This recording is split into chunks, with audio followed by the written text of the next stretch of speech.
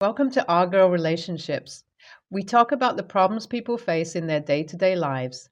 Let's start with the video. Hi all. I'm using a throwaway for obvious reasons. I, female 24, met my husband, Ellen, male 26, through the yoga class that I used to take when I was in college. Ellen worked there as the trainer, and it wasn't until a couple of months had passed that Ellen approached me to talk. Surprisingly, we hit it off immediately. We became friends hard and fast. It was great because the only reason why I was taking up yoga and meditation was due to the fact that I was going through a very hard breakup. My relationship previous to Ellen was very toxic because my ex didn't like the fact that I was taking a course in college that would allow me to earn more than he would. He wanted us to be in some sort of power dynamic where he believed that he, being the man in the relationship, deserved to be at a stage higher in terms of earning than I was, so that he could take care of me and our upcoming family. It was weird and disgusting, to say the least, especially considering the fact that both of our families came from well to do, educated backgrounds. We were high school sweethearts, and after dating for so long, everyone practically knew of our relationship until we broke up. After spending the last year of our relationship in misery and constantly questioning my identity, I decided that I was never going to let a man decide where I should stand as a woman. But, well, unfortunately, I was soon going to find out that it wasn't the last time I was going to deal with a power hungry man. So Ellen and I start to talk and we become good friends, only to soon find out that we're developing feelings for each other. Still, though, I was cautious, very, very cautious. I didn't let him into my life with ease, let alone in my heart. I spent an entire year getting to know him, even before agreeing to go on a date with him. But I guess, after all, that wasn't enough either, because life once again brought me to square one. Regardless, though, I know the story must go on because that wasn't the end of it. Even with so much analysis and caution, I let him into my life and thought that I was so lucky to have a man in my life who was so supportive, so kind and understanding. Elon would always try to get me to push my boundaries. He would always try to get me to do my best at whatever I was doing. But now that I think about it, I'm finding myself questioning, was it really all that good as I recall it? Being as blind as I could be, and with some great manipulative lying tactics from Elon's end, we dated all throughout college.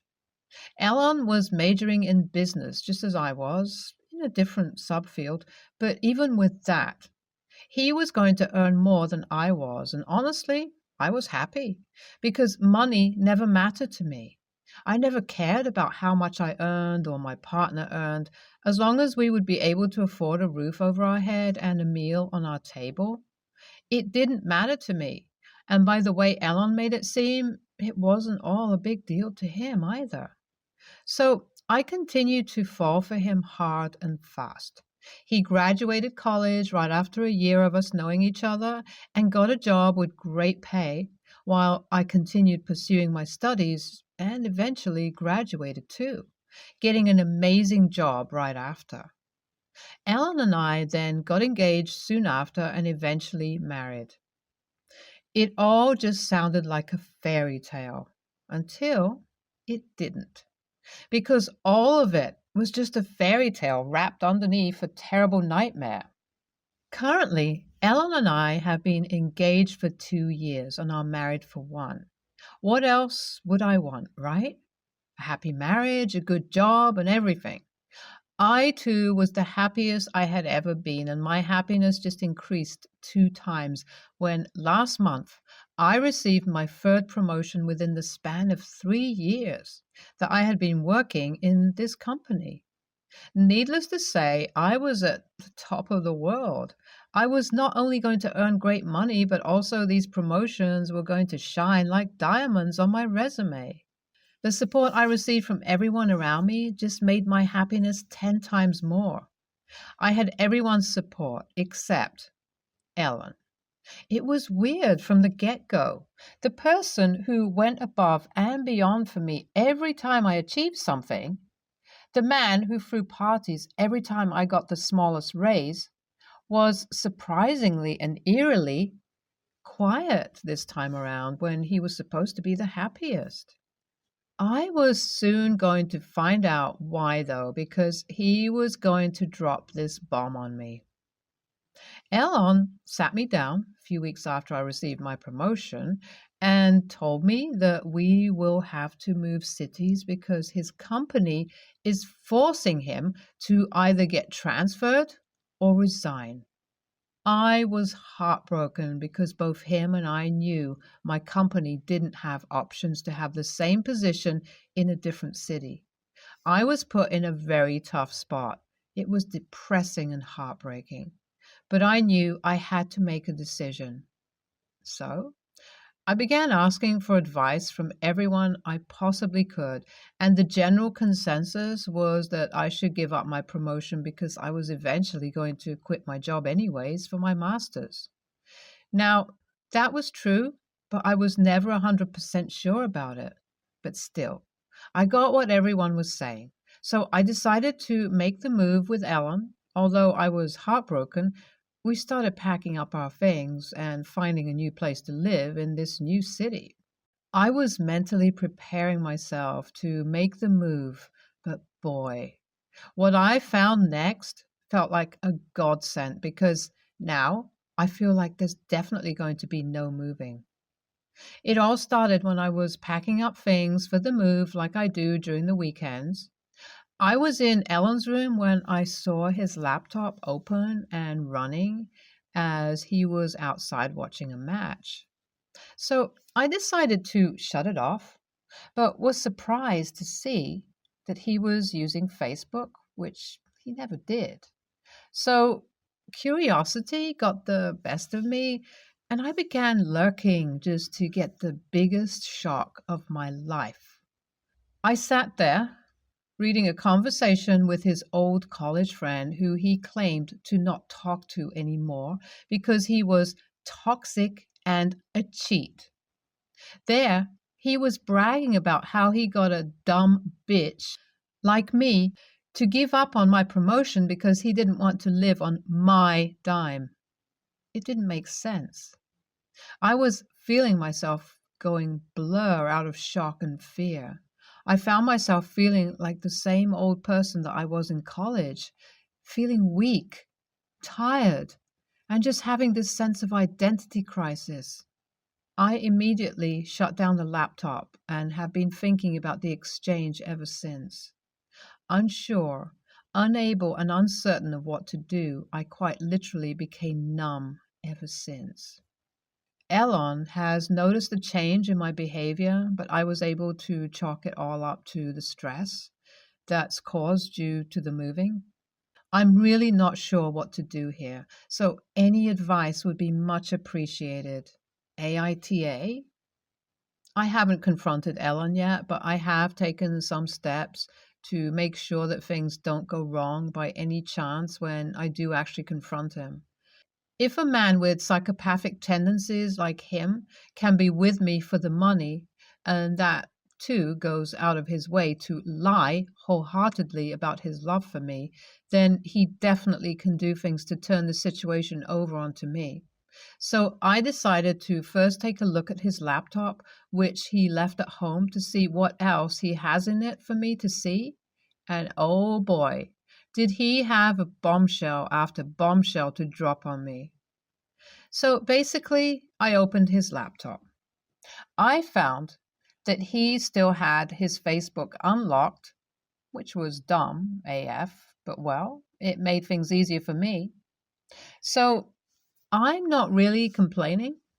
So I decided to go through his chats one after the other and found out that he was only talking to his friend who was a cheater but he was talking to his ex from college, with who he claimed of having a toxic relationship with. It was crazy because it was from there itself that I found out that this man, who was going to get married himself, was making this move not just for me to lose my promotion, but to be with this ex of his who was married herself. This slap in the face was the final one that I needed. I screenshotted as many conversations as I could and saved them on my phone. Now, I'm not sure how I'm going to confront him just yet, but when I do, you guys will definitely be the first ones to know. It finally happened. I didn't make a huge deal or anything, simply just packed up my things and drove to my parents' place. I printed out a lot of the screenshots of the conversation and put it in an envelope along with the wedding ring. As soon as Ellen walked home from work, I guess he got the vibe of it all because I could immediately see the fear on his face. It was satisfying because I didn't have to utter a word, just hand him the envelope. He opened it and immediately began sweating. I wish I could describe with words how his face turned after he read through the screenshots one after the other. It was like he was reading his death note, LOL. He then began with various tactics, first blaming me for invading his privacy, blaming me for not being good enough, blaming himself and telling me that he'll change. It was funny to see him change his story so many times.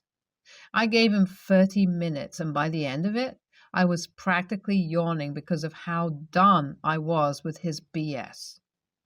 I then drove myself to my parents' place, where I've been relaxing along with my family. It feels really great. I haven't heard anything from Ellen's family as of yet, but I know I will soon enough. I will keep you guys updated about it in my last post. Hi all. It's been a month since I last posted. It's been a hell of a ride ever since. I mean, not so much for me, but for Ellen, it definitely is. He's receiving his karma, and that too hard and fast. Apparently, he never told his family about what happened between us, and it was his siblings who found out about this situation through my siblings because they're friends. His parents were not happy with Ellen, to say the least, and have cut off contact with him. As for his move regarding the job, I'm not sure why, but he was apparently fired altogether from his job. So he's been living with one of his only friends he has left recently. As for the ex, I did end up messaging her husband, who was so grateful and thankful that I let him know of the situation. Apparently, they are in the process of divorcing themselves. As for me, I will continue to live with my parents until all the documentation regarding the house we used to share becomes clear, and I will be able to buy his share of the house. I also got the chance to take up the promotion that I had previously let go. I feel like this has been a win-win situation for me. I got to kick the trash out of my house and also got the opportunity to expand my career, and for that, I couldn't be more thankful to you all. NTA, how can someone who literally teaches yoga to be so toxic? OP, you're too strong to be kicking all these toxic men to the curb. I really hope you find someone as self-assured as you. NTA, good on your parents and his parents for siding with you and not being misogynistic pieces of crap. So, my mother-in-law is going downhill fast. She's been ill for several years now, but due to a heart attack, they've changed her medication. So now her BP has skyrocketed and she's had several falls. My husband promised his dying father that he would look after his mom. He felt better placed to do this as at the time he was single and his sister had teenage children. Now he is married and we have 4 children. His sister has been down this weekend, lived 4 hours away, and would not hear that mother-in-law may need in the not too distant future to go into a home assisted living because my husband had promised their father that I need to get back in lane because I'm not really part of the family. That's a whole other story. And what difference does it make if, for the time being, my husband leaves me with the children and moves in with his mom to keep her out of a home? Because he promised his dad. I tried to point out that sister-in-law knows how to play my husband and will continue to use a promise he made as a young single man to enforce her will on him. She's not offering any help. They were here this weekend, and so my husband came home for the first time in a month to spend the night with me and the children. She didn't do anything to help his mom. Up to the bed and got grumpy when mother-in-law woke her at 11 a.m. to help her down so she could get herself a drink and food. She didn't want to call my husband because she's very aware that he spent very little time with the children or me and wanted us to enjoy it.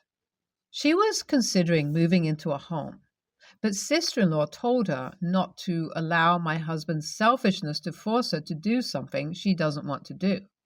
Whenever husband starts arguing with her, she brings up his promise to his dad. NTA. A promise to look after his mom is not a promise to keep her in her home until she passes. When someone moves into an assisted living home, they will need a family to care for them. The family still has to manage finances, coordinate medical care, shop for clothes and other personal possessions, provide transportation and socialization, and many, many other tasks. If your mother-in-law's home no longer meets her needs, or if she needs to sell it to pay for needed personal services, then your husband would be looking after her. If he helped her to sell the home, your husband does not need to do all the care himself. He just needs to ensure that she gets the care she needs. If your husband does not have a durable power of attorney, POA, for his mother, he should arrange for her to meet with a certified elder law attorney, CELA, to make sure all her paperwork is in order. If your mother-in-law does need skilled nursing care, but your husband lives with her in her house instead for a length of time, your husband might become the legal owner of the house under certain circumstances. Consult a CELA. NTA, but the idea of moving a beloved parent to a home is very, very hard to confront. The thought of it may truly be hard for the sister to handle, and she may be reacting to that rather than reacting rationally. I speak from personal experience of having to move my dad into memory care. That said, if she truly wants this, what is she prepared to do to help? If the answer is nothing, then it isn't up to her. I hope your husband and your mother-in-law listen to you if this is what she needs. Very long story. Buckle up. I apologize for my grammar in advance. I, 27 female, and my brother, 30 male, had hosted a house party with friends and family. I invited a few of my friends, and he invited his, but his invited theirs. They asked us. We said no problem. My friend who came over, 27 female, has a boyfriend, 29 male, and she only lives a few blocks away from me. Her husband couldn't make it. He got called into work, but she came as we insisted. My brother's friends invited a few who we didn't know, and one of them got drunk. That was fine. We didn't really care about that as we created a genuinely caring and safe environment amongst ourselves. This particular friend, let's call him Jay, was hell-bent on flirting with my friend.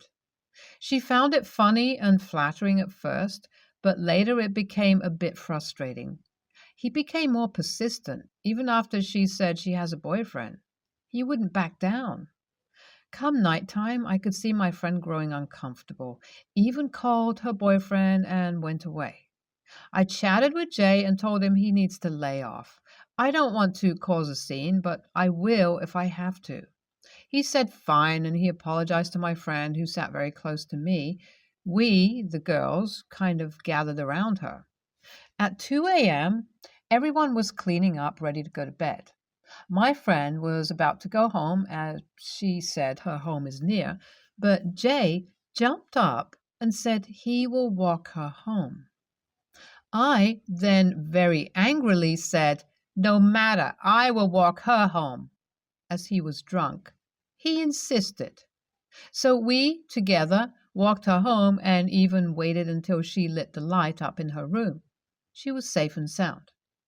As we were walking back to my home, I told him he was being a dick and that I will tell him off in the morning when he's sober because there's no point in talking to a drunkard. He just said, fine, whatever, very clearly annoyed as hell. When we got home, the guys and my brother came to the gate and said they were looking for us. I just grumpily said, everything's fine, we just need to go to sleep. The next morning, we all sat down. I asked Jay if he remembers anything from the night before, and he said, kinda. I wasn't in the mood to explain what went down, and I just point blankly said he is not welcome here anymore or anywhere near my female friends. The guys were shocked, but Jay wasn't. He remembered. After a few minutes, I told them all what happened, and they got very upset. Jay called me on my mobile and said I'm a complete a-hole for ruining his friendship with the guys, as they don't want him anywhere near their partners either. AITA? NTA. Big props for calling him on his shit publicly. Pretty sure others saw it, but were afraid to say anything. Your stand for your friend is what friendship is all about.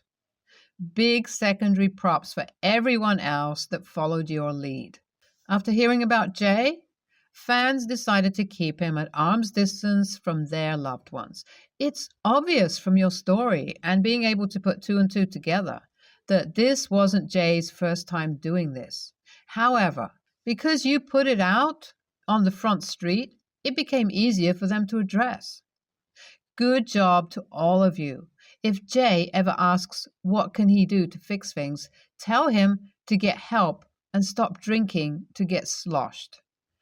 Jay is that guy, and he is making women uncomfortable because he can't back off when asked to. He's constantly trying to get somewhere, and he makes people not want to hang out. Did you mess up his friendships? No. He did that with his actions. NTA.